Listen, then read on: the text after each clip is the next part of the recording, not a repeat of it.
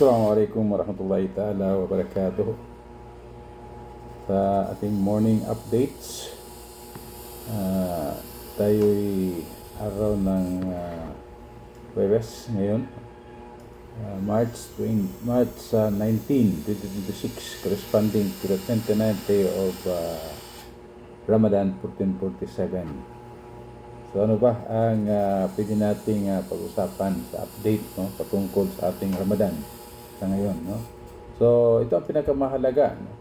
So Saudi Arabia, sila nagdeklara na ng Eid al-Fitr nila ay sa Friday. Ibig sabihin, bukas, March 20, 2026. Dahil hindi nakita, moon was not sighted in Saudi Arabia. Kaya sila nag-declare, dahil hindi nakita is pinagpaliban nila ang Eid al-Fitr at saka na-schedule sa 20th day of March. So, samantalang dito naman sa atin, sa Pilipinas, is natalakay na natin, napag-usapan na natin, na March 19, ngayon, mamaya, no? Mamaya, paglubog ng araw, doon mag-umpisa ang moon sighting. Araw ng Huwebes, magaganap ang moon sighting, of course, pamumuno ng Bangsamoro Darul Iftah ng BARM.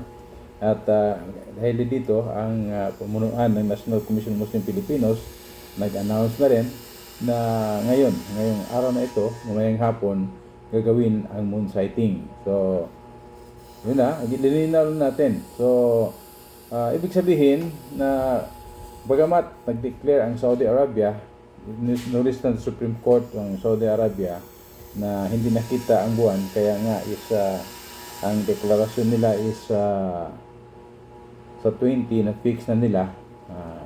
Sa atin naman is hindi pa fix doon sa 20 dahil nga magsasagawa pa tayo ng moon sighting. So para magiging updated tayo sa anunsyo ng dito, at nabayanan natin ang Darul Iftah dito naman sa atin sa Davao Region.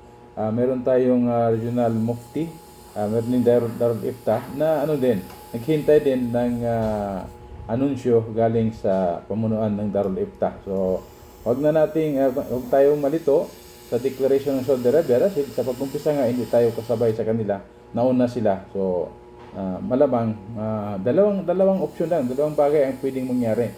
It can be na magsabay tayo sa 20 or sa 21 tayo. Yun, lahat na yun will be depending on the result of the moon sighting na gaganapin mamaya. So ganun lang ang ating update sa araw na ito.